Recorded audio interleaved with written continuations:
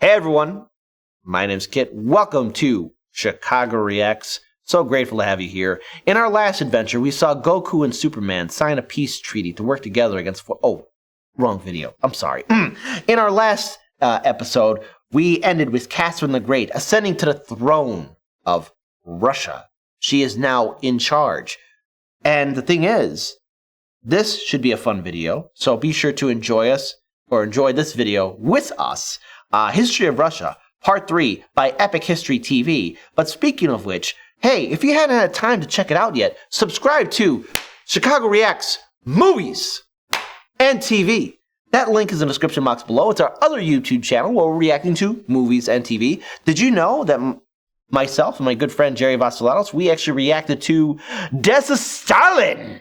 That's right, keeping in track with our whole coverage of the history of Russia. So let's enjoy this video and find out what happens with Catherine the Great and what other adventures happen. So, DJ, hit that play button.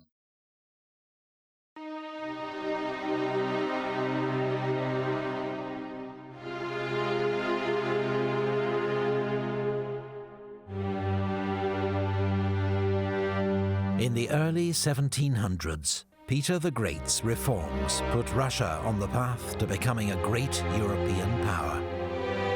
But it was his grandson's German wife, Catherine, who deposed her husband to become Empress of Russia, who oversaw the completion of that transformation. Like Peter, she too would be remembered as the Great.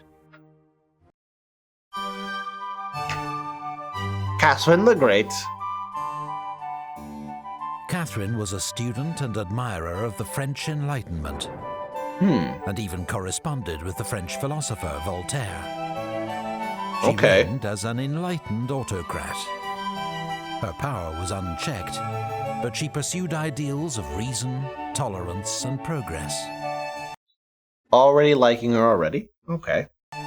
Catherine became a great patron of the arts and learning. Schools and colleges were built. The Bolshoi Theatre was founded, as well as the Imperial Academy of Fine Arts. Okay. While her own magnificent collection of artwork now forms the basis of the world-famous Hermitage Museum. Looks nice. Catherine encouraged Europeans to move to Russia to share their expertise, and helped German migrants to settle in the Volga region, where they became known as Volga Germans. Their communities survived nearly 200 years, until, on Stalin's orders, they were deported east at the start of World War II. Catherine's reign also saw enormous territorial expansion. In the south, Russia defeated the Ottoman Empire, winning new lands and the fortresses of Azov and Kerch. But then Catherine faced a major peasant revolt, led by the renegade Cossack Yemelyan Pugachev. While she's doing all these reforms, let's face it, as we've seen in the previous videos, the serfs, the regular people, every generation stuck in the same status where they're at. While I do respect what Catherine the Great is doing and bringing in reforms, you're leaving behind the people. Can't do that. The rebels took many fortresses and towns and stormed the city of Kazan before they were finally defeated by the Russian army. Catherine then forcibly incorporated the Zaporozhian Cossacks into the Russian Empire and annexed the Crimean Khanate, a thorn in Russia's side for 300 years. Wow. Russia's new lands in the south were named Novorussia, New Russia. Sparsely populated, they were settled by Russian colonists under the supervision of Prince Potemkin, Catherine's advisor and lover. Oh my goodness, okay. The Polish-Lithuanian Commonwealth, exhausted by war and at the mercy of its neighbors, was carved up in a series of partitions, with Russia taking the lion's share. Wow. Poland did not re-emerge as an independent nation until 1918. Russia Jeez. inherited a large Jewish population from Poland, who Catherine decreed could live only in the so-called Pale of Settlement and were excluded from most cities. Not cool. In France, the French Not Revolution led to the...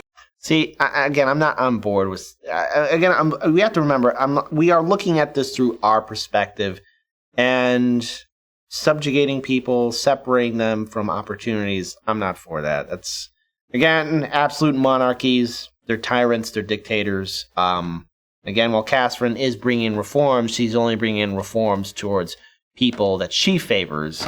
And, not on board with just her policy of doing that. That is just not good. The execution of King Louis XVI. Catherine was horrified, and in the last years of her reign, completely turned her back on the liberal idealism of her youth. 3 years later, Catherine died, ending one of the most glorious reigns in Russian history. She was succeeded by her son, Paul, a man obsessed by military discipline and detail, and opposed to all his mother's works. Russia joined the coalition of European powers, fighting revolutionary France. Marshal Suvorov, one of Russia's greatest military commanders, won a series of victories against the French in northern Italy. But the wider war was a failure. Meanwhile, Paul's reforms had alienated Russia's army and nobility, and he was murdered in a palace coup. He was succeeded by his 23-year-old son Alexander, who shared his grandmother Catherine's vision for a more modern Russian state. Okay, so... Okay, try to put yourself in this guy's shoes for a second, all right?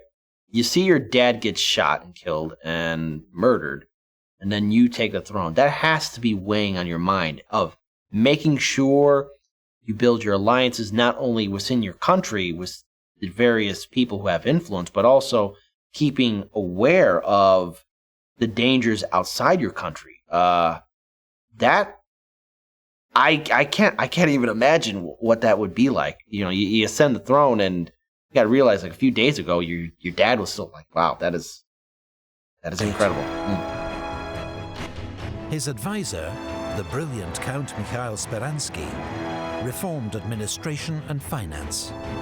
Yet the emperor refused to back his plans for a liberal constitution. Ultimately, it was war with France that would dominate Alexander's reign. You remember the last time we reacted to this, where we reacted towards the marshals, or field marshals in Napoleon's Grand Army. France had a new emperor, Napoleon Bonaparte, who inflicted a series of defeats on Russia and her allies at Austerlitz, Eylau, and Friedland. But at Tilsit in 1807, the two young emperors met and made an alliance. Russia attacked Sweden, annexing Finland, which became an autonomous Grand Duchy within the Russian Empire. But then, in 1812, Napoleon invaded Russia. At Borodino, French and Russian armies clashed in a gigantic battle, one of the bloodiest of the age. Napoleon emerged victorious, but the Russian army escaped intact. Napoleon occupied Moscow, which was destroyed by fire. Okay, so here's something that I want to remind everyone about, especially when it comes down to invading Russia. Don't do it, especially when you know that Russia has Old Man Winter backing them up. And the thing is, Napoleon and his forces were devastated. When we reacted towards Napoleon's, grand marshals, his field marshals, we covered how a lot of their forces were devastated, not by the battles or engagement with the Russian forces at the time, but it was nature itself that was the overwhelming superpower. So again, this is a horrifying, bloody moment in human history. But the thing is, from what I've read about some aspects of the Napoleonic War, the tactic that Alexander and some of his generals had was disengage and stretch out Napoleon's lines, especially when it comes down to logistics and getting resources and material needed to continue as a campaign. And let's face it, a march from France all across Europe into Russia, going to Moscow, that's going to severely impact your supply lines. There's no argument about that. And when Alexander refused to negotiate, the French army was forced to make a long retreat through the Russian winter and was annihilated.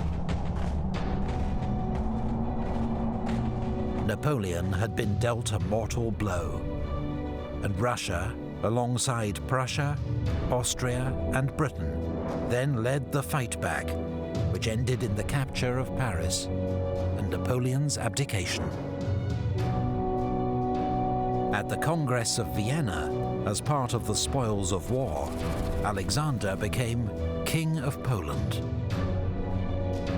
Then, with Austria and Prussia, he formed the Holy Alliance, with the aim of preventing further revolutions in Europe.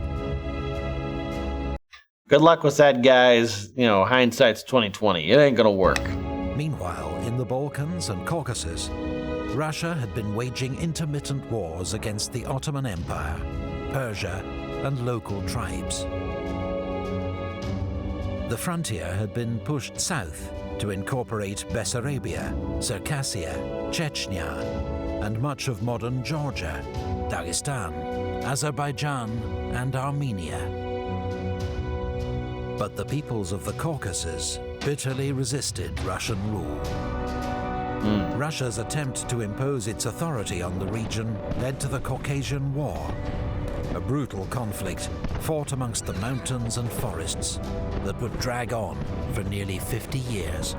Oh my God. Alexander was succeeded by his brother Nicholas, a conservative and reactionary.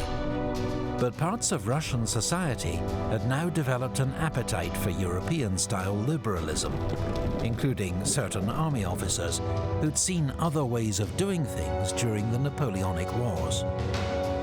They saw Nicholas as an obstacle, and the new emperor's first challenge would be military revolt. Epic History TV relies on the... Okay, looks like our story isn't ending here yet. Turns out that this new czar has some problems, and he doesn't like being flexible. Well, he's going to learn how to be a little bit more flexible with politics and policies, because it looks like he's got himself a little military revolt going on. Interesting aspects to learn about Russian history at this point, especially where we're seeing the aftermath of the Napoleonic Wars. And let's face it, the only group of people that's ever been able to successfully conquer Russia were the Mongols. So if you're not Genghis Khan and his fantastic friends, don't go to Russia. There you go. All right. Thank you all so much for joining us. Be sure to like, comment, share, and subscribe. Hit that ring bell notification. We here at Chicago Reacts love it when you guys interact with us.